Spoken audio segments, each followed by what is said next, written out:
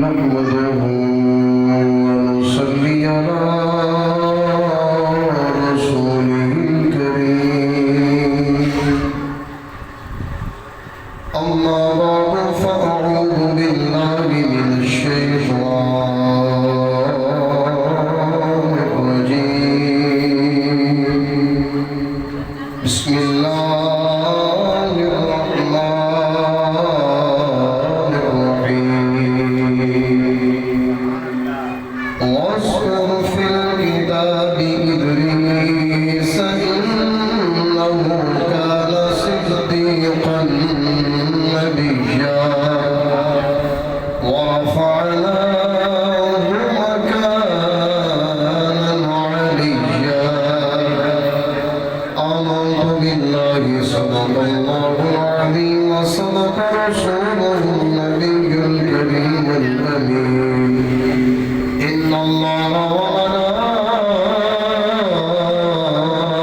وملائكته يصلون على النبي يا أيها الذين آمنوا صلوا عليه وسلموا تسليما مل کر بآواز بلند پڑھیے الصلاة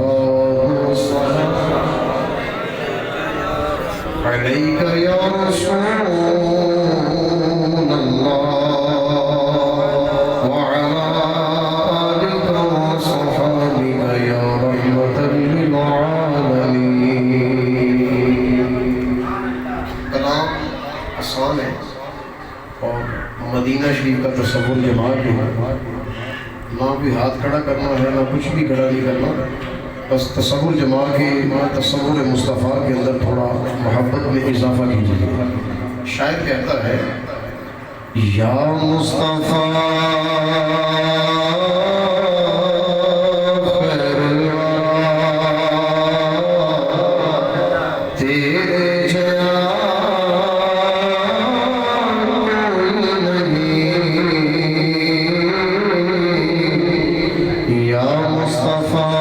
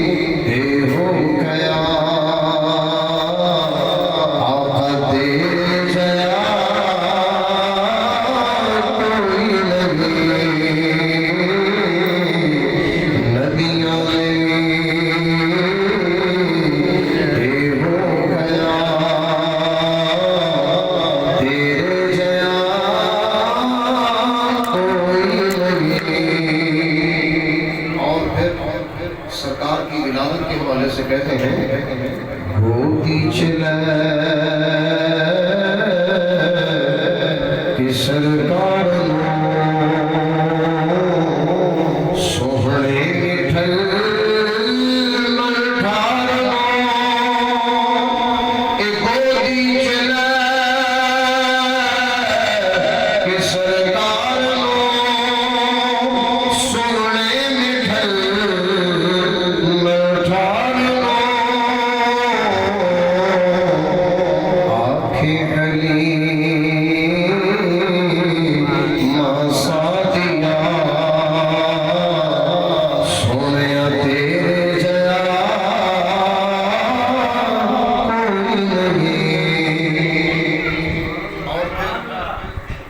قرآن پاک پورے کا پورا میرے آقا علیہ السلام کی نعت خوانی ہے.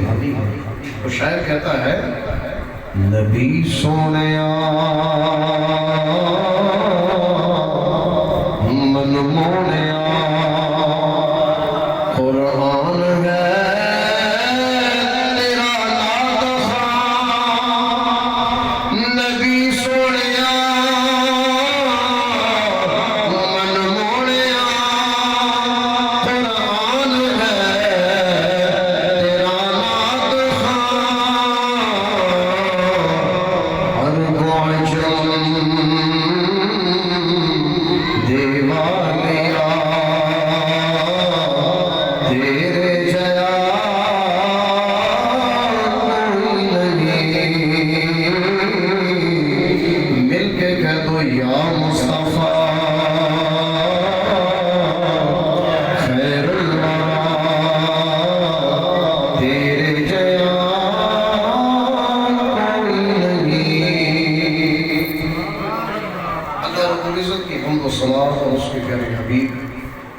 علیہ الصلوۃ والسلام کی بارگاہ مقدسہ میں ہدیۃً درود و سلام عرض کرنے کے بعد خالق کائنات کی بارگاہ میں التجا ہے رب ذوالجلال ہمارا دل بیٹھنا اپنی بارگاہ میں قبول فرمائے.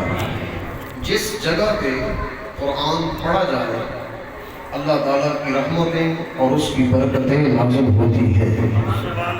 تو ظاہری بات ہے جس جگہ پہ پڑھا جائے وہاں پر بھی برکتیں، تو جس زبان سے پڑھا جائے وہاں بھی برکتیں، اور جس کے سینے میں آ جائے وہ تو سینہ ہی برکت والا ہوگا. دیکھیں ایک سینہ جس نے یاد کیا بڑی محنت سے، صرف الفاظ یاد کیے ان کو اپنے سینے میں رکھا تو سینہ برکت والا ہے. تو جس کے سینے پہ اللہ نے قرآن نازل کیا اس کے سینے کا پھر کیا کہنا کہ نبی پاک صلی اللہ تعالیٰ علیہ وسلم کی یہ ساری عظمت ہے کہ حضور ہمارے درمیان تشریف لائے تو گویا کہ ہماری جان کے اندر جان آ گئی. تو بہرحال سارے نبیوں کے اندر جو اللہ تعالیٰ نے مقام اور مرتبہ اپنے نبی مکرم کو عطا کیا ہے کسی اور نبی کو یہ شان اور مرتبہ عطا نہیں فرمایا. سورہ مریم آپ کے سامنے اس کی 2 آیتیں میں نے تلاوت کی ہیں. سورہ مریم اور 16واں پارہ ہے. اس کے اندر اللہ تعالیٰ نے مختلف انبیاء کرام کا ذکر کیا اور علماء کہتے ہیں 10 نبیوں کا اللہ تعالیٰ نے ذکر کیا ہے سورہ مریم کے اندر. اور مزیدار بات یہ ہے جب زکریا، حضرت یحییٰ، حضرت ابراہیم، حضرت اسماعیل، اسحاق، حضرت یعقوب، حضرت موسیٰ اور حضرت ادریس علیہ السلام جب ان کا ذکر رب کرتا ہے تو اللہ اپنے حبیب سے کہتا محبوب تم اپنی زبان سے ان کو سناؤ، تم اپنی مبارک زبان سے ان کو سناؤ. ذکر موسیٰ، ذکر ابراہیم اور ذکر ادریس. مزیدار بات یہ ہے کہ ذکر انبیاء کا ہے اور زبان امام الانبیاء کی ہے. میں اس کو اپنی مثال کے ساتھ یوں سمجھاؤں گا کہ محفل جب سج جاتی ہے تو خطیب صاحب اینڈ پہ آتے ہیں اور کیا کرتے ہیں پوری محفل کے اندر ایسے رونق اور ایسے روحانیت پیدا کر دیتے ہیں کہ جو روحانیت پہلے تھوڑی کمزور ہوتی ہے اب تازہ ہو جاتی ہے. تو سمجھ تو آپ گئے ہی ہوں گے سارے نبی جتنے بھی دنیا کے اندر تشریف لائے محفل سجائی، کبھی موسیٰ علیہ السلام ذکر کرتے ہیں، کبھی عیسیٰ کرتے ہیں اور کبھی آدم علیہ السلام کرتے ہیں. آدم سے لے کر عیسیٰ تک سارے نبیوں نے ذکر مصطفیٰ کیا. وہ آئیں گے ہماری خوش نصیبی ہم کہتے ہیں کہ مصطفیٰ آ گئے. وہ پہلے ذکر کرتے رہے کہ وہ آئیں گے یا اللہ ہمیں ان امت میں شامل کر دے. قرآن میں اللہ کہتا ہے وَمُبَشِّرًا بِرَسُولٍ يَأْتِي مِن بَعْدِ اسْمُهُ أَحْمَدُ. عیسیٰ علیہ السلام نے خوشخبری سنائی کہ میرے بعد ایک ایسا نبی آئے گا اس کا نام احمد ہوگا. میرا دین چھوڑ کر تم نے اس کی اتباع کرنی ہے. تو عیسائی جو نبی پاک علیہ السلام کا کلمہ پڑھے مصطفیٰ کے نقش قدم پہ چلے وہ جنتی ہے، اس کے علاوہ کوئی بھی جنتی نہیں، ناری ہے، جہنم کا مستحق ہے، کیونکہ عیسیٰ علیہ السلام سمجھا گئے۔ تو بہرحال جتنے بھی نبی آئے سب نے آ کر محفل سجائی، ذکر مصطفیٰ کیا، اور میرے آقا علیہ السلام کو اللہ تعالیٰ نے خطیب اعظم بنا کر سب سے آخر میں بھیجا۔ میں آخر کی بات آئی ہے تو یہاں ایک حدیث بات بیان کرتا ہوں، جامع الاحادیث جلد نمبر 5، مفتی حنیف خان قادری رحمۃ اللہ علیہ، اس کو لکھنے والے انڈیا کے بزرگ ہیں یہ، اور انہوں نے کیا کیا ہے کہ فتاوی رضویہ کے اندر جتنی نبی پاک کی احادیث اعلیٰ حضرت نے بیان کی تھیں، تو مفتی حنیف خان قادری نے ساری حدیثوں کو جمع کیا اور ایک پوری کتاب لکھ دی جس کا نام رکھا جامع الاحادیث۔ مطلب احمد رضا نے جتنی حدیثیں بیان کی سب کو ایک کتاب کے اندر جمع کر دیا، اور ٹوٹل جلدیں بنی 10۔ کتنی جلدیں بن گئی؟ 10۔ اور اس کی 5ویں جلد کے اندر یہ حدیث موجود ہے، نبی مکرم صلی اللہ تعالیٰ علیہ وسلم معراج کی رات آسمان پہ تشریف لے گئے، اللہ کے قرب کے اندر جگہ ملی تو نبی پاک فرماتے ہیں اللہ نے مجھے اپنے قریب کیا، اتنا قریب جتنا کعبہ کا حسن ہے، او ادنا، یا اس سے بھی زیادہ قریب۔ جب میں اللہ کے قریب ہوا تو اللہ فرماتا ہے پیارے حبیب، باتیں بڑی توجہ سے یاد رکھنی ہے، فرمایا کہ اے میرے سونے محبوب، سب سے آخر میں نے تجھے بھیجا۔ کوئی گلہ ہے؟ سارے نبی پہلے اور تو سب سے آخر میں، کوئی گلہ، کوئی بات، کوئی شکایت، کوئی بات؟ نبی پاک فرماتے ہیں میں نے کہا یا اللہ کوئی گلہ نہیں، تیری تقسیم پہ تو میں راضی ہوں، تو نے سارے نبی پہلے بھیجے میں راضی ہوں، تو نے مجھے سب سے آخر میں بھیجا اس پر بھی راضی ہوں، تیری تقسیم پہ اعتراض کیسے ہو سکتا ہے؟ تیری تقسیم کاری ہے، تیری رضا پہ راضی ہوں۔ پھر اللہ نے فرمایا محبوب تیری امت ساری امتوں سے آخر میں بھیجی، کوئی گلہ ہے؟ کہا یا اللہ کوئی گلہ نہیں، میری امت ساری امتوں سے آخر میں آ گئی تو کوئی گلہ نہیں، پریشانی کوئی نہیں۔ تو پھر اللہ نے فرمایا اے میرے پیارے حبیب، جب سب سے آخر میں تجھے بھیجا کوئی گلہ نہیں، جب تیری امت کو سب سے آخر میں بھیجا کوئی گلہ نہیں، پھر تو بھی کتنا پیارا ہے، تیری امت بھی کتنی پیاری ہے، جا کر اپنے امتیوں کو میرا سلام کہنا۔ میں یہاں یہ جملہ کہوں کہ قرآن پاک اگر آپ پڑھیں تو جگہ جگہ پر آتا ہے سلام علی الیاس، سلام علی یونس، سلام علی داؤد۔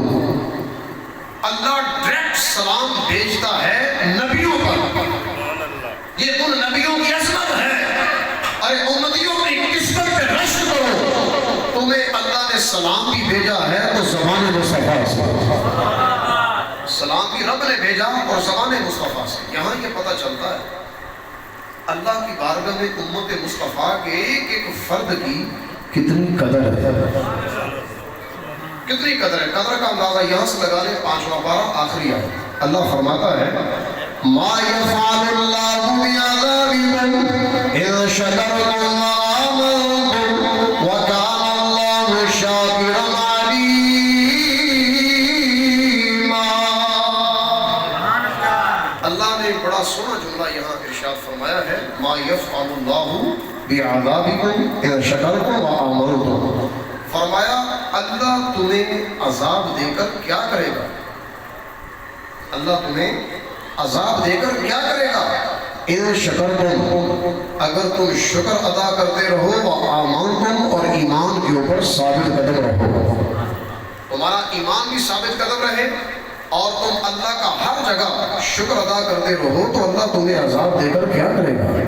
تو جو نماز پڑھتا ہے عذاب دے گا اس کو، جو زکوٰۃ اپنے ٹائم سے ادا کرتا ہے عذاب دے گا اس کو، جو رات دن تلاوت قرآن کرتا ہے کیا اس کو بھی عذاب دے گا؟ بلکہ عذاب تو اس کو ہوگا جو بے نمازی ہے، جس کو حلال و حرام کا پتہ نہیں، زندگی گزر گئی، جس نے ابھی تک قرآن نہیں سیکھا، تو جب قرآن نہیں سیکھا تو نماز کیسے آئے گی؟ مسائل ہے یہ۔ پھر ناجائز رستے پر چلا، ظلم و زیادتی، حرام کھانا، سود کھانا، بیمہ پریشی کروانا، زندگی گزر رہی ہے، عذاب ہے ان کے لیے، فرما برداروں کے لیے عذاب نہیں۔ جو اللہ کے فرما بردار بن کے زندگی گزارتے ہیں ان کے لیے عذاب نہیں۔ تو اللہ فرماتا ہے پیارے حبیب جا کر اپنی امت کو میرا سلام کہنا۔ تو نبی پاک فرماتے ہیں پھر اس کے بعد جو اللہ تعالیٰ نے جملہ ارشاد فرمایا وہ یہ ہے، فرمایا اپنی امت کو جا کر یہ بھی کہنا تمہیں سب سے آخر میں بھیجا۔ وجہ یہ ہے جتنی پہلے امتیں آئیں سب کے عیب تمہارے سامنے رکھو، لیکن تمہارا کوئی بھی عیب ان کے سامنے نہ رکھو۔ اعلیٰ حضرت امام علیہ السنت سے پوچھنے تو وہ کہتے ہیں ڈر تھا کیسے آگی سزا اب ہو گیا روز جزا۔ آسان کر کے سمجھا دیتا ہوں، کہتے ہیں ڈر تھا کہ عصیاں مانا گناہ، اللہ فرماتا ہے کہ ڈر لگ رہا تھا کہ گناہوں کی سزا اب ہوگی یا روز جزا۔ یہ ڈر لگ رہا تھا، بار بار یہ غم سنایا جا رہا تھا۔ پھر دین کی راہ مدن صدا، ارے یہ بھی نہیں یہ بھی نہیں، دین کی راہ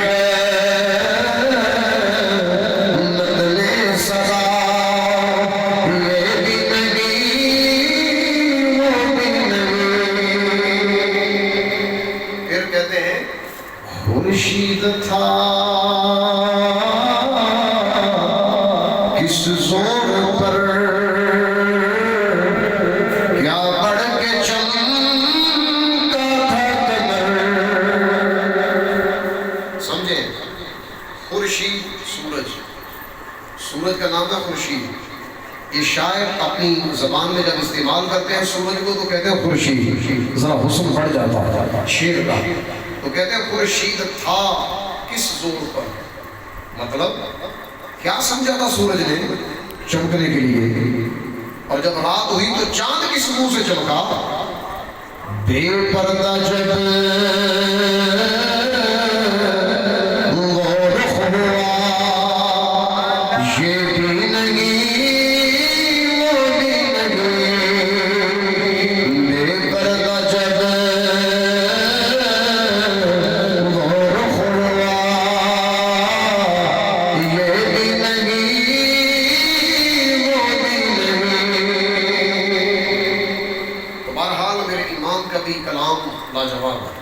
پڑھتے جاؤ یوں دل کو سکون محبت کی لہر بڑھتی چلی جاتی ہے۔ تو بہرحال سارے نبیوں کے اندر جو اللہ تعالیٰ نے نام مقام میرے مصطفیٰ کو عطا کیا ہے کسی اور کو نہیں دیا۔ یہ بھی ایک مقام کی بات ہے کہ ہمیں نسبت دی مصطفیٰ سے، اور نبی پاک کی نسبت کی بنا پر ہمیں یہ شان ملی کہ ہمارے عیب دروازوں پر نہیں لکھے جاتے ہیں کہ رات کو بندہ گناہ کرے صبح دروازے پہ لکھا ہوا، ایسا نہیں ہوتا۔ رات کو بندہ سوئے صبح شکل بدل جائے، ایسا نہیں ہے۔ آسمان سے پتھر برسے، بادل سے آگ آئے، بالکل نہیں۔ زمین سے پانی نکلے، سب غرق ہو جائے، نہیں، کیونکہ اللہ کا وعدہ قرآن میں محبوب جب تک آپ ان کے اندر ہو اللہ کی شان نہیں ہے کہ ان کو عذاب دیتے ہیں۔ کتنی بڑی کرم نوازی، اور میرے آقا خود فرماتے ہیں، نبی پاک کی حدیث یاد رکھنا، فرمایا تیری جان اس نتنے میں پھنس جائے، تیری جان اس نتنے میں پھنس جائے، اس وقت بھی اگر وہ اپنے رب سے معافی مانگ لے تو اللہ تیری توبہ قبول کر لیتا ہے۔ اتنا کرم ہے میرے مصطفیٰ کا ہم پر۔ تو بہرحال سارے نبیوں میں جو زیادہ عظمت اور مقام اللہ نے دیا ہے وہ میرے مصطفیٰ کو عطا کیا ہے۔ ایک اللہ کے نبی کا ذکر میں کرتا ہوں، حضرت ادریس علیہ السلام، لاجواب، بے مثل اور بے مثال۔ آدم علیہ السلام کے بعد جو نبی آئے ان کا نام ہے شیس، حضرت شیس۔ 50 صحیفے اللہ تعالیٰ نے شیس علیہ السلام پہ نازل کیے۔ کتنے صحیفے؟ 50۔ بلند آواز سے بولی کتنے؟ 50 صحیفے۔ صحیفے بھی اللہ تعالیٰ کی کتابیں ہیں، ان کے اندر احکامات لکھے ہوتے ہیں۔ تو احکامات کو پڑھ پڑھ کے انبیاء اپنی قوم کو سناتے ہیں۔ تو صحیفہ 50 صحیفے حضرت شیس پہ اللہ نے نازل کیے، اور شیس علیہ السلام کے بیٹے کا نام ہے ادریس۔ گویا کہ آدم علیہ السلام کے اولین بیٹوں میں سے آپ کا شمار ہوتا ہے، اولین۔ اور حضرت ادریس ہی وہ اللہ کے نبی ہیں جن کی اولاد کے اندر میرے اور میرے آقا مدینے والے مصطفیٰ ابھی نسل مبارک آتا ہے۔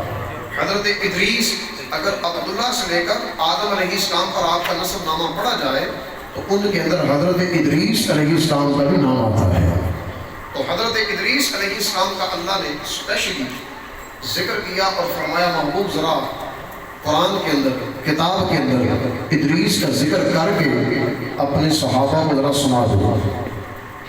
دیکھیں بیان کرنے والا کون ہوتا ہے؟ خطیب، مبلغ۔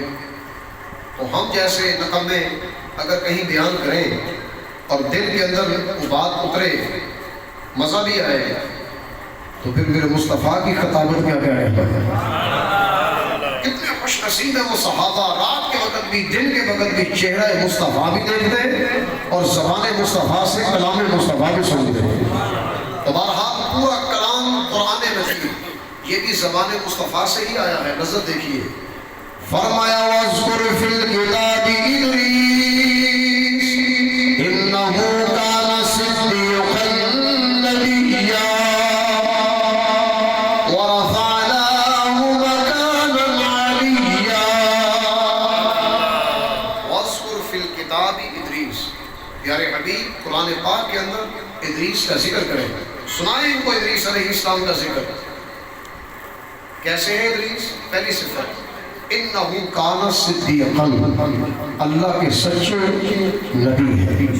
سچے، صدیق مبالغہ کا صیغہ ہے، اس کا مطلب ہوتا ہے سچائی کے اندر بھی مبالغہ۔ سادے لفظوں میں یوں کہہ لو، بہت زیادہ سچے، جس نے کبھی زندگی کے اندر جھوٹ کا سوچا بھی نہ ہو۔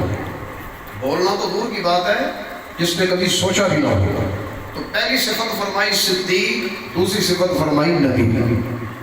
اللہ کے نبی بھی ہیں اور سچے بھی ہیں، صدیق۔ اللہ تعالیٰ نے آپ کو یہ مقام عطا کیا۔ پھر فرمایا وَرَفَعْنَاهُ مَكَانًا عَلِيًّا، بات سمجھنے والی۔ فرمایا ہم نے ادریس کو اپنی بارگاہ میں بلند جگہ عطا فرمایا۔ بلند جگہ کا ایک مطلب یہ ہے کہ پوری دنیا کے اندر جب ادریس علیہ السلام تشریف فرما تھے تو سارے انسانوں کے اندر اللہ نے بلند رتبہ اپنے نبی ادریس علیہ السلام کو عطا کیا۔ ایک مطلب اس کا یہ ہے، اور دوسرا مطلب یہ ہے کہ اللہ تعالیٰ نے آپ کو آسمانوں پر اٹھا لیا، آسمانوں پر اٹھا لیا، آسمانوں پہ بلا لیا۔ آپ زندہ آسمان پہ تشریف لے گئے، کیسے؟ اب آئیے ذرا تفاصیل کی طرف۔ تفسیر سمرقندی اور تفسیر قرطبی اور تفسیر سعدی، ماشاءاللہ آپ کے اندر بھی بعض ایسے ہیں، جیسے ہمارے مولانا مدثر صاحب ہیں اور مولانا عمیر صاحب ہیں، ان کو پتہ ہے تفسیر سعدی کیا ہوتی ہے اور قرطبی کیا ہوتی ہے۔ یہ اصل میں تفسیر جلالین کی ایک شرح لکھی گئی ہے، تفسیر سعدی۔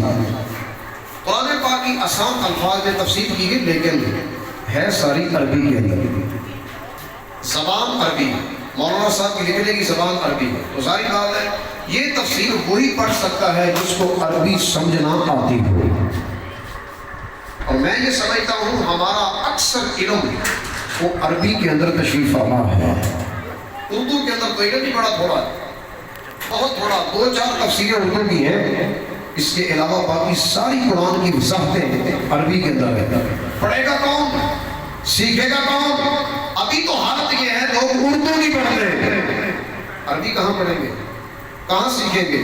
تو بہرحال یہاں سے یہ بات پتہ چلتی ہے، ہر گھر کے اندر یہ ضرورت ہے، کوئی نہ کوئی ایک عالم دین ہونا چاہیے جو ہمیں قرآن پاک کی عربی تفاسیر سے اصل علم دین جو وہاں تشریف فرما ہے پڑھ کے ہمارے سینوں کے اندر اتارے۔ تو بہرحال ان جو میں نے تفسیروں کا نام لیا ہے، ان کے اندر میں نے پڑھا خود، خالی حوالے نہیں، خود پڑھ کے۔ بتا رہا ہوں یہ، وہاں پر یہ بات لکھی ہے کہ حضرت ادریس علیہ السلام کا اصل نام ہے اخنوخ۔ میرے ساتھ مل کر پڑھنا، کیا نام ہے آپ کا؟ اخنوخ۔ بولیے ذرا، کیا نام ہے آپ کا؟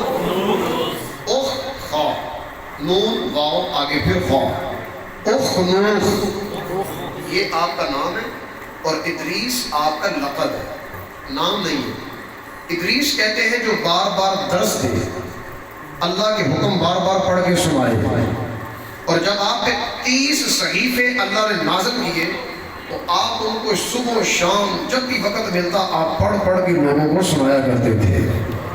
اور ایک آپ کی عادت مبارکہ یہ تھی کہ آپ نے کسی سے مانگا نہیں، کسی کے آگے ہاتھ نہیں پھیلائے، بلکہ اپنا کاروبار خود کیا ہے۔ اور کاروبار ان کا پیشہ، ان کی زندگی کا عمل کون سا تھا؟ کپڑے سلائی کرنا، درزی۔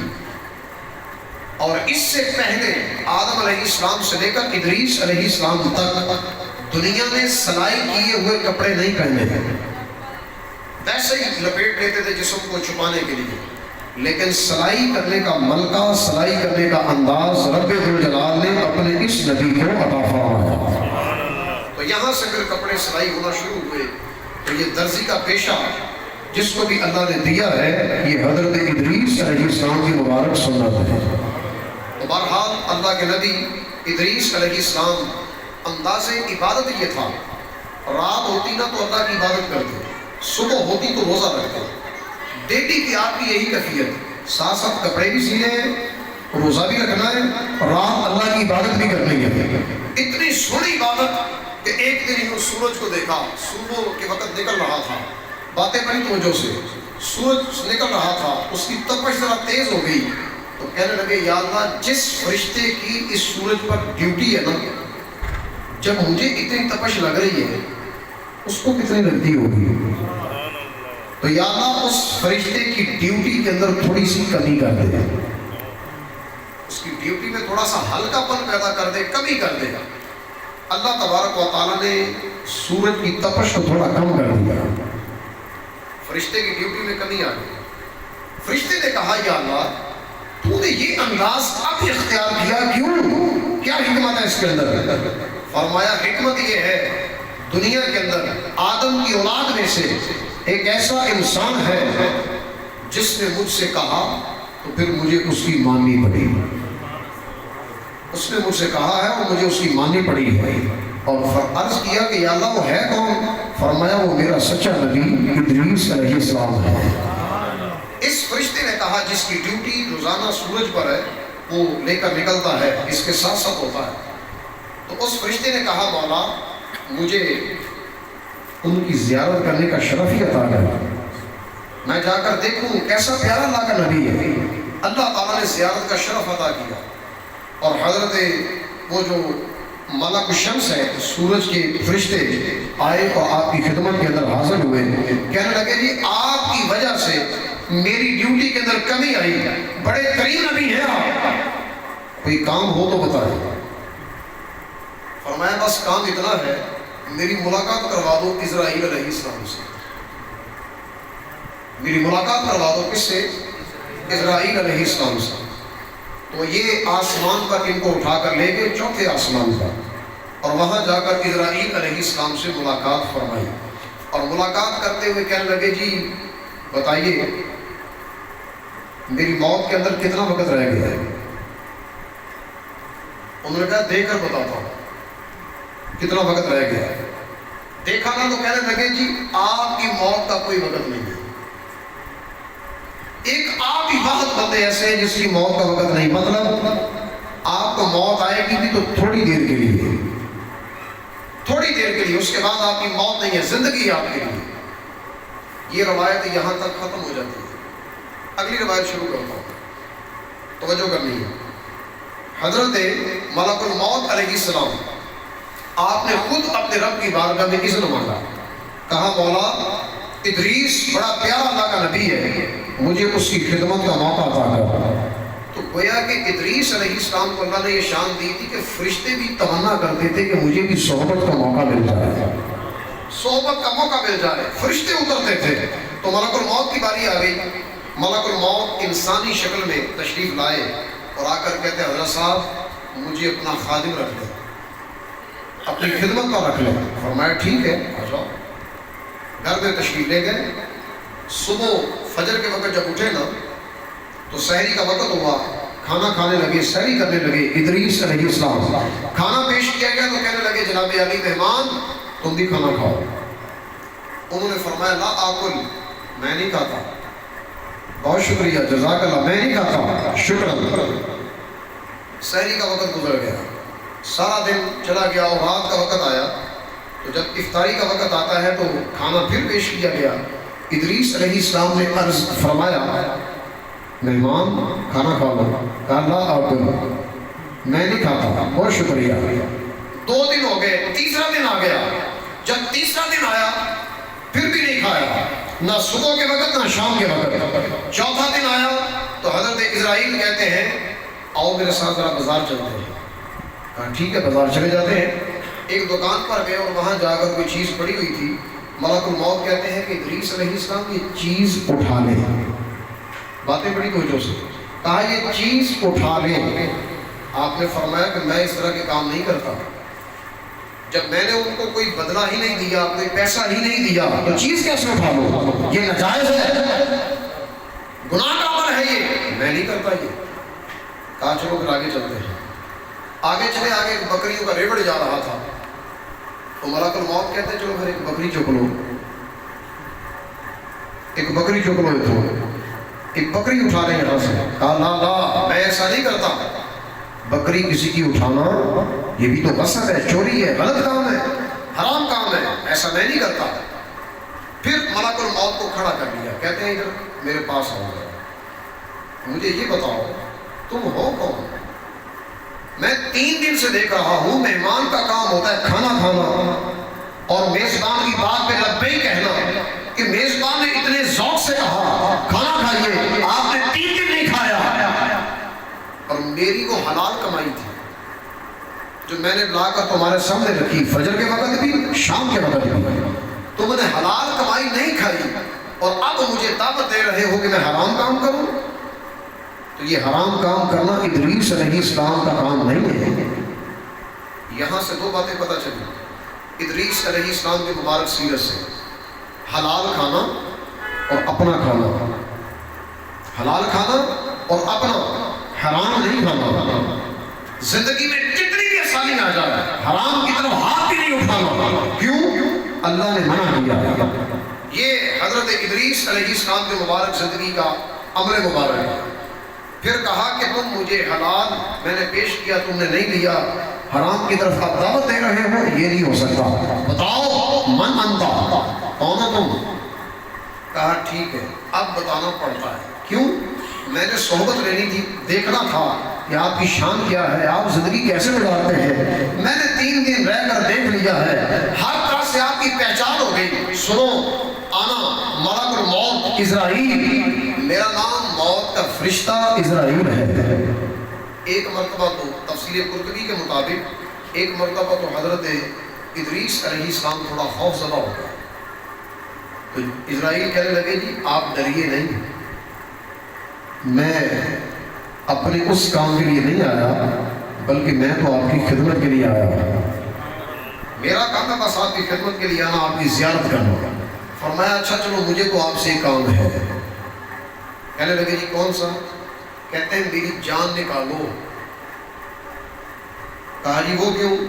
کہنے لگے اس لیے تاکہ پتہ چلے کہ جان نکلنے کے وقت سختی کتنی ہوتی ہے، یہ مجھے سب پتہ چل جائے.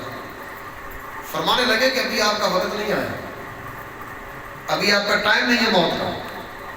ادھر سے اللہ تبارک و تعالیٰ نے فرمایا ملک الموت جو میرا نبی کہتا ہے اس کی چاہت میں لبیک کہو. اللہ تعالیٰ نے وہی فرمائی ملک الموت کی طرف، فرمایا کہ اس کی چاہت میں لبیک کہو. یہ میرا سنا نبی ہے جو دل کے اندر آتا ہے اس کو پورا کر کے دکھاؤ. فوراً جان قبض کی جائے پھر اس کو واپس کر دیا جائے. جان کو قبض کیا اور تھوڑی دیر کے بعد اس کو واپس کر دیا. پھر کہنے لگے بس؟ نا بس نہیں، ایک اور کام بھی ہے. کہا جی وہ کون سا؟ کہتے ہیں مجھے اب ذرا پل صراط کو دکھاؤ. تو کیسا ہے؟ کہنے لگے جی وہ کیوں؟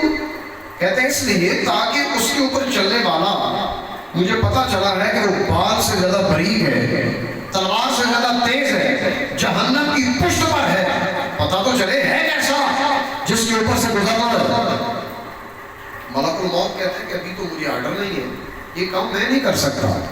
اللہ تبارک و تعالیٰ نے وہی فرمائی کہ جو میرا نبی کہتا ہے ملک الموت کر کے دکھاؤ. کیوں؟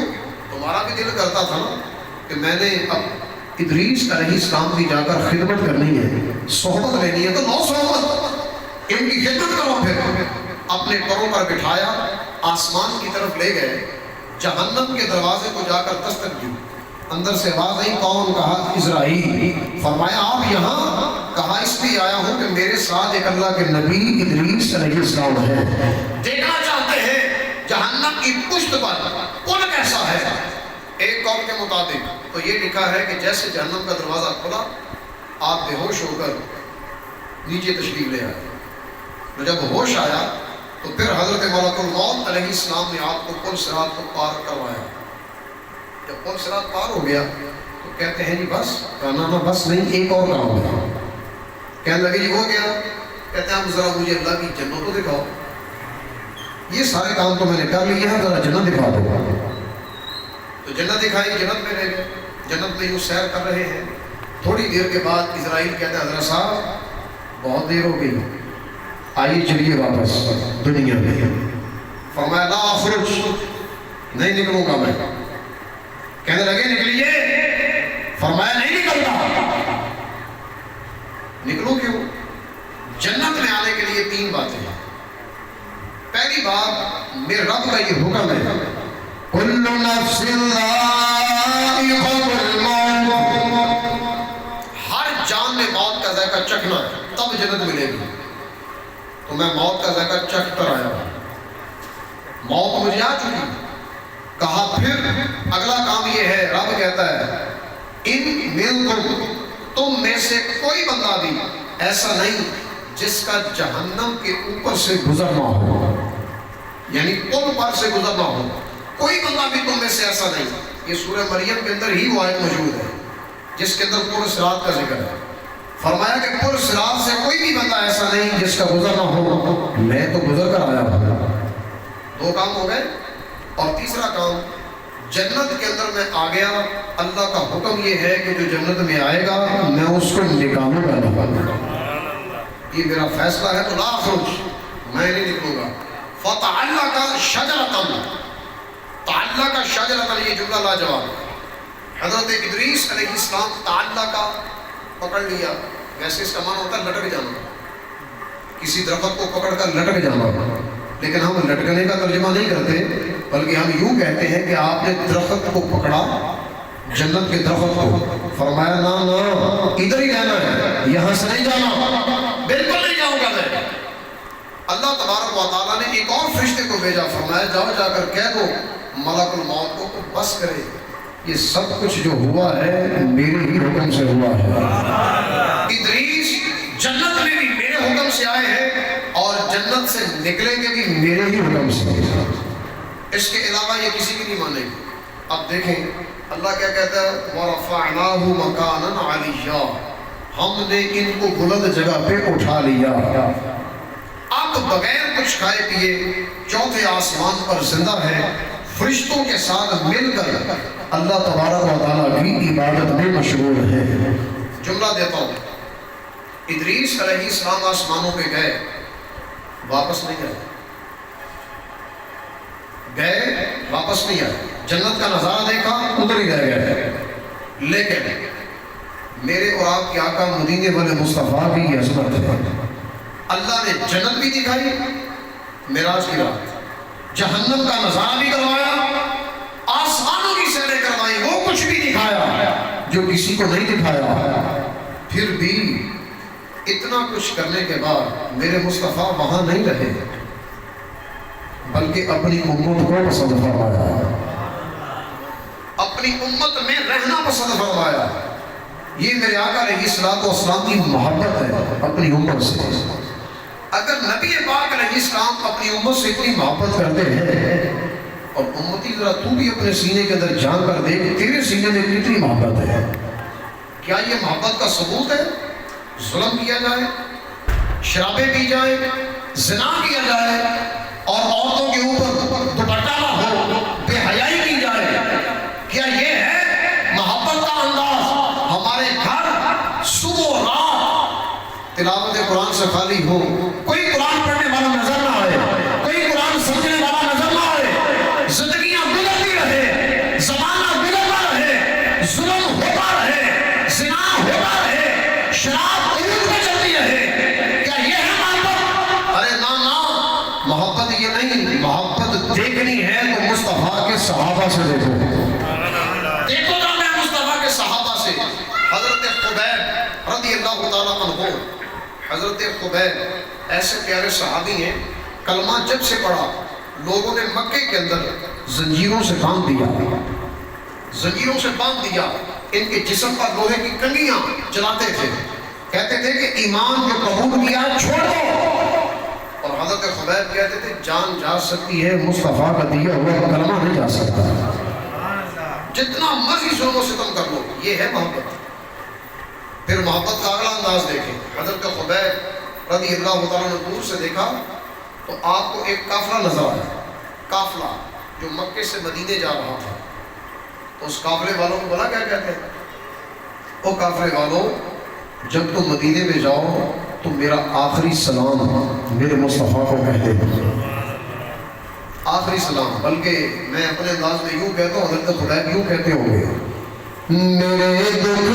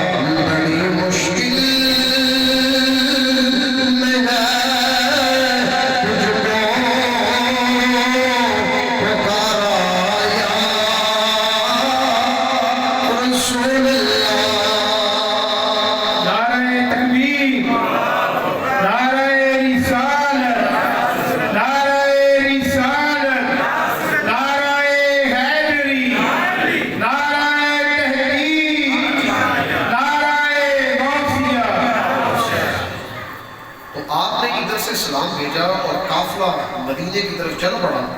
اور ادھر اس وقت نبی پاک کیا کر رہے تھے؟ منبر پر خطبہ دے رہے تھے. جب حضرت خبیب نے کہا نا کہ میرا سلام کہہ دینا، اس وقت میرے آقا علیہ السلام منبر پر خطبہ دے رہے تھے.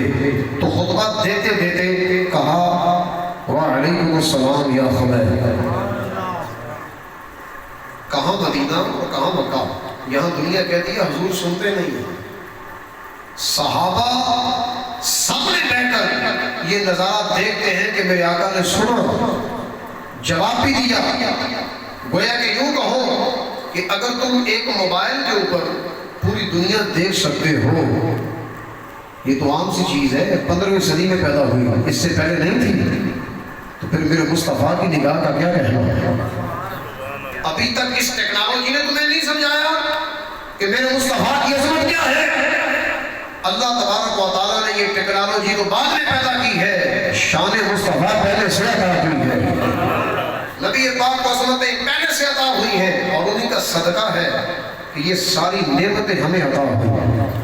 تو بہرحال امام اہل سنت بھی کہتے ہیں نا دور نزدیک سے سننے والے وہ کان،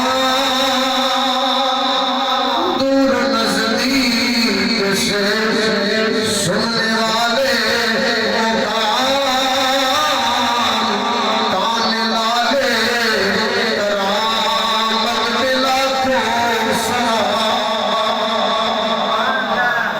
لالے کرامت بلا کو سلام۔ میں سادی سی بات کرتا ہوں کہ میں نے قرآن اپنے سامنے کھولا اور بغیر کسی ترجمے کے میری نگاہ اس کو دیکھ بھی سکتی ہے اور سمجھ بھی سکتی ہے اس میں کیا لکھا ہے، میرا رب کیا کہتا ہے۔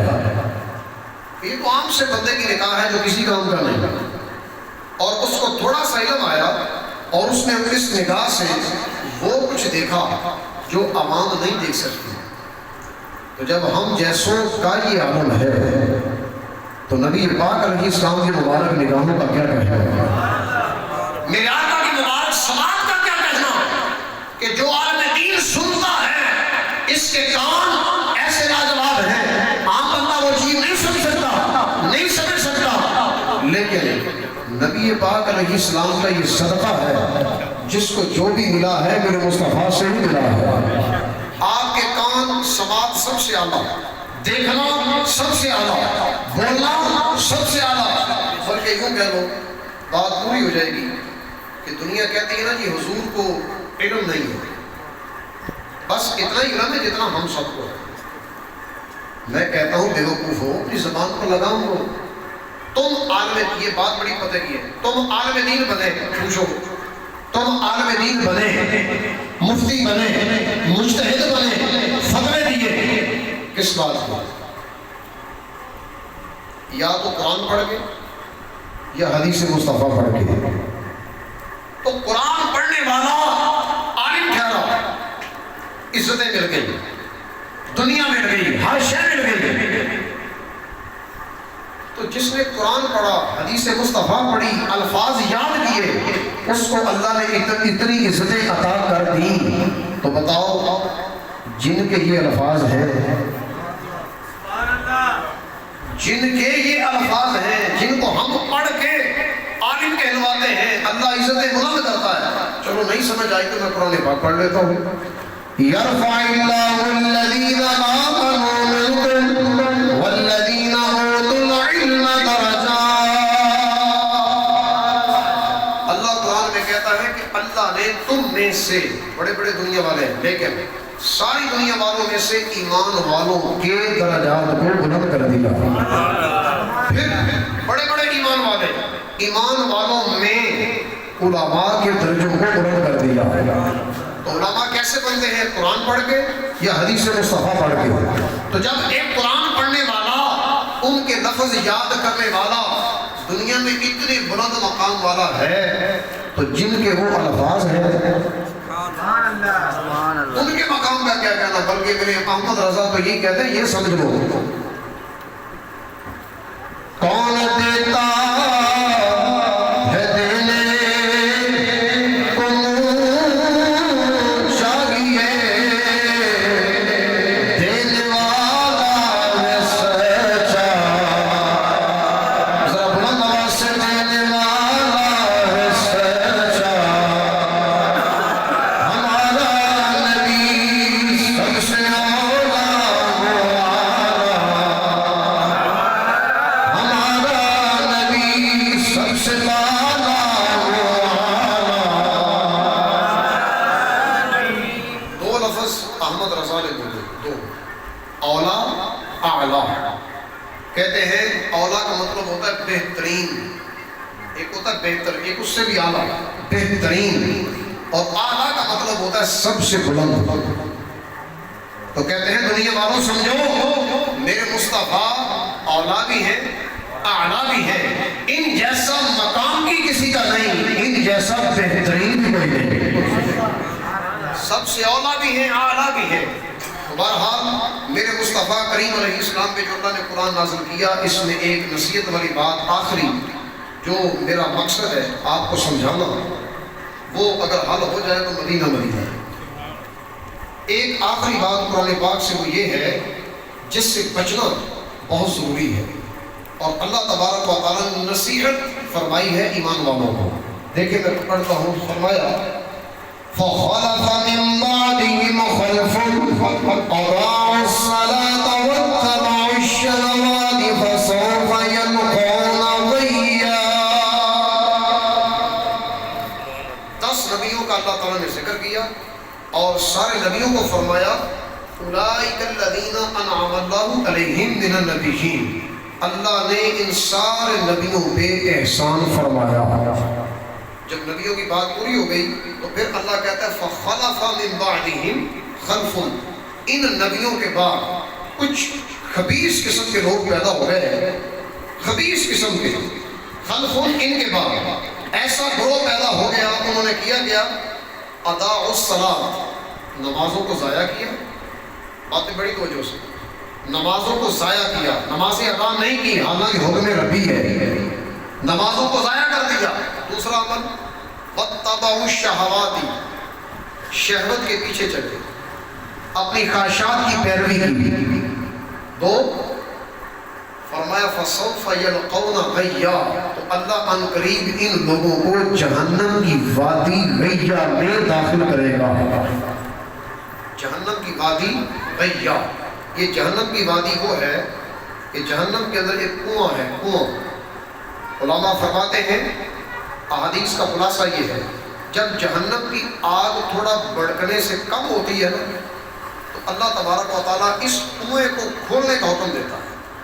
تو جیسے یہ کنواں کھلتا ہے اس کی آگ پھر بڑھ اٹھتی ہے. اندازہ کر لیں اتنا سخت قسم کا یہ وادی غی ہے جہنم کے اندر. اور اللہ فرماتا ڈالوں گا کسے؟ بے نمازی کو. اضاعوا الصلاۃ، جس نے نماز ضائع کی، جان بوجھ کر نہیں پڑھی، جان بوجھ کر نہیں پڑھی، جوانی بھی ہے، ہر چیز ہے، پھر بھی نہیں پڑھی. کپڑے خراب ہیں، یہ ہے وہ ہے، ہیلے بہانے کر کے ہمیں تو مطمئن کر لو گے، میرے رب کو کیا جواب دو گے؟ اس نے تو فیصلہ ہی سنا دیا، فیصلہ ہی سنا دیا کہ دنیا والوں نماز ضائع کرو گے تو ملے گا کیا؟ وادی غی. اس کا ایک مطلب یہ ہے ضائع کرنے کا جو نماز صحیح نہیں پڑھتے. ایک اس کا مطلب ہے جو پڑھتے ہی نہیں، وہ تو جانے وادی غی کے اندر. اور ایک اس کا مطلب ہے جو صحیح نہیں پڑھتے. سوچو دعائیں قنوت آتی ہے کہ نہیں؟ فطروں میں تو پڑھنی ہے، نہیں پڑھیں گے تو واجب چھوٹ جائے گا. اور جب تک کسی اور دعا سے کام چلاؤ گے تو جان نہیں چھوٹے گی جب تک دعائیں قنوت نہیں پڑھو گے. التحیات تو پڑھنی ہے، یہ واجب ہے نماز کے اندر. سورہ فاتحہ تو پڑھنی ہے، واجب ہے نماز کے اندر. کوئی نہ کوئی سورت تو ملانی ہے. تو پھر یوں سمجھ میں آتا ہے کہ قرآن تو سمجھنا ہے، اس کے بغیر گزارا نہیں ہے. تمہاری نمازیں بھی صحیح نہیں ہوگی. سبحان ربی العظیم یہ لفظ ہے، رکوع کے اندر پڑھا جاتا ہے 3 بار. اور بندہ کیا پڑھتا ہے؟ سبحان ربی العظیم، سبحان ربی العظیم، سبحان ربی العظیم. عورتیں بھی اسی طرح پڑھتی ہیں، بندے بھی اسی طرح پڑھتے ہیں. سوچو تم تو اللہ کا نام ہی غلط لے رہے ہو، اور جس کا نام ہی غلط لے رہے ہو اس نے تمہیں ابھی تک سزا نہیں دی بلکہ مہلت دی ہے. مہلت دی ہے، سیکھ کے آ جا. بڑے بڑے علماء دیے، بڑے بڑے قاری دیے، بڑے بڑے قرآن کے تجوید کے ماہر دیے، پھر بھی اگر تو نہیں سیکھے گا تو قیامت والے دن کوئی بھی گلہ نہ کرنا، شکوہ نہ کرنا، شکایت نہ کرنا، کیونکہ میں نے شکایت کا موقع نہیں دیا، گلے کا موقع دیا ہی نہیں. ہر طرح کی سہولت تیرے ہاتھوں میں دے دی. اور آج کے دور میں اس 15ویں صدی میں دنیا کا علم حاصل کرنا بڑا ہوتا ہے. پیسے دینے پڑتے ہیں، وقت دینا پڑتا ہے، اور خون پسینہ بہانا پڑتا ہے. علم دین سیکھنا بڑا ہی سوکھا ہے، بس ٹائم دینا پڑتا ہے. ٹائم دو، عالم دین بن جاؤ، قرآن کے قاری بن جاؤ، حافظ قرآن بن جاؤ. پھر بھی دیکھو دنیا داری کی طرف دنیا پہنچ جا رہی ہے. ایک گلی محلے میں سکول کتنے ہیں؟ سوچ لو کتنے سکول ہیں، اور ایک سکول کی تعداد کتنی ہے؟ ہزاروں. ایک سادے سے سکول کی تعداد ہے ہزاروں. اور ذرا مدارس کا بھی جائزہ لے لو، ایک مدرسے کے اندر تعداد کتنی ہے؟ چند لوگ ہیں. میں فضائل مدینہ کی بیان کر دیتا ہوں، تقریباً 400 کے قریب ہے. حالانکہ مین ہمارا مرکز یونیورسٹی ہے، مین یونیورسٹی فیصل آباد کی انٹرنیشنل سطح پہ، اور اس کی تعداد کتنی؟ 400۔ اندازہ کریں، ایک سکول کا بھی مقابلہ نہیں۔ ہماری دینی یونیورسٹی کا یہ حال ہے، ایک سکول کا بھی مقابلہ نہیں، تو پھر لاکھوں سلام امیر اہل سنت کا۔ اور مدارس کا حال دیکھو تو اتنے بھی نہیں، اتنے بھی نہیں۔ تو دعوت اسلامی کے اندر مکمل اگر دیکھا جائے، پاکستان کے اندر جتنے مدارس ہیں، جتنے جامعات المدینہ ہیں، تو صرف عالم دین بننے والے ان کی تعداد ٹوٹل ہے 90,000۔ ٹوٹل تعداد کتنی ہے؟ پھر دیکھیں کہ 90,000 کا منہ موڑنا سوکھا ہے کہ اوکھا ہے؟ اور موڑا بھی کس نے؟ ایک بندے نے 90,000 کا منہ موڑ دیا دین اسلام کی طرف، اور خالی پڑھنے والا نہیں بنایا، آگے پڑھانے والا بھی بنا دیا۔ ایک گھر چلانا بڑا اوکھا ہوتا ہے، تو بہرحال ایک بندے نے 90,000 کا منہ موڑ دیا عشق رسول کی طرف۔ اور اگر یہ دعوت اسلامی بھی 15ویں صدی میں نہ ہوتی تو یقین جانے پتہ نہیں ہمارا کیا بنتا۔ ہم جیسے بھی کہیں سکولوں کالجوں میں دھکے کھا رہے ہوتے ہیں، وہ PhD کی ڈگری لینے والا جا کر ریڑھی لگا کے کھڑا ہوتا ہے، نوکری نہیں ملی، کیوں؟ رشوت کے لیے پیسے نہیں ہے، کیا کروں؟ اور زندگی دن بدن بڑی مشکل اور آسانی دین اسلام کے اندر ہے۔ تو بہرحال نماز جو ضائع کرے گا جائے گا وادی غی کے اندر۔ اور پھر فرمایا کہ جو اپنی شہوت کے پیچھے چلے گا، شہوت کے پیچھے چلنے کی میں 3-4 مثالیں دے دیتا ہوں۔ ایک مثال ہے سود کھانا، یہ بھی اپنی خواہشات نفسانی ہے۔ خواہش کیسی ہے؟ بیمہ پالیسی کرواؤ اور اپنی خود کروا لو، اپنے گھر والوں کی کروا لو، اپنی گاڑی کی کروا لو، فائدہ یہ ہوگا نقصان ہو جائے وہ تمہیں پیسہ دے دے۔ یہ کیا ہے؟ دل کی خواہش، نفس کی خواہش، اور نفس کی خواہش ہم نے پوری کی حرام کے ذریعے۔ ایک ذریعہ، دوسرا رشوت، اور تیسرا زنا، بے حیائی، زنا، اپنی نگاہوں کو بے حیائی سے پر کرنا۔ سود کھانے والا، زنا کرنے والا، اور ایسی عورت جو اپنے شوہر کو چھوڑ کر کسی اور کے پاس جائے، اپنے شوہر کو چھوڑ کر کسی اور کے پاس جائے۔ تیسری یہ، اور چوتھی اپنے ماں باپ کا نافرمان۔ یہ سارے داخل ہوں گے وادی غی کے اندر، جس کا ذکر اللہ تعالیٰ نے قرآن میں کیا۔ تو خدا را اپنے آپ کو اس سے بچائیے، کیونکہ قرآن بھی سچا ہے، میرے آقا علیہ السلام کا سارا کلام سچا ہے، اس میں کوئی شک نہیں۔ بچنا ہماری ذمہ داری ہے، اور نصیحت کرنا یہ بھی ہماری ذمہ داری ہے۔ مل جل کر اپنے آپ کو محفوظ رکھیں۔ اللہ تبارک و تعالیٰ ہمارا دل بیٹھنا اپنی بارگاہ میں قبول فرمائے۔ ایک جملہ ذہن میں آ گیا تو کہہ دوں، دنیا کے اندر عزت والا اس کو شمار کیا جاتا ہے جس کے پاس پیسہ ہو، ہے نا سر؟ جس کو بھی پوچھنا یہی بتائے گا، کہتا ہے کہ جناب علی پیسے والا عزت دار ہے، جس کے پاس پیسہ نہیں اس کی کوئی اوقات نہیں، ہے نا سر؟ لیکن قیامت والے دن اس پیسے کی کوئی اوقات نہیں ہوگی۔ قیامت والے دن عزت اور مقام ہوگا علم دین کا، عالم قرآن کا، حافظ قرآن کا، قرآن و حدیث رات دن یاد کرنے والے کا۔ تو خوش نصیب ہے وہ ماں باپ جن کا بیٹا عالم قرآن ہے یا حافظ قرآن ہے۔ اس کی قدر، اس کی قیمت، اس کا مول قیامت والے دن پتہ چلے گا، جس دن اللہ فرمائے گا فَمَن يَعْمَلْ مِثْقَالَ ذَرَّةٍ خَيْرًا يَرَهُ، جس نے ذرہ پر بھی نیکی کی اپنی آنکھوں کے سامنے دیکھے گا۔ تو ذرہ پر نیکی کیا، حافظ قرآن بنا دیا، عالم قرآن بنا دیا، ساری دنیا نیچے ہے، اس کا مقام سب سے اعلیٰ ہے، سب سے اعلیٰ۔ تو بہرحال اپنی زندگی کا رخ موڑو علم دین کی طرف، علماء کی طرف، کچھ سیکھ لو، ابھی موقع ہے۔ قیامت کے دن اس سیکھنے کی برکت سے عزتیں مل جائیں گی۔ بلکہ یوں ہی کہہ دیتا ہوں، جتنا دیا سرکار نے مجھے کو، اتنی میری اوقات نہیں ہے، یہ تو کرم ہے ان کا بھلا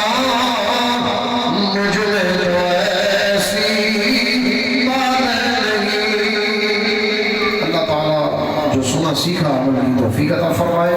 وآخر دعوانا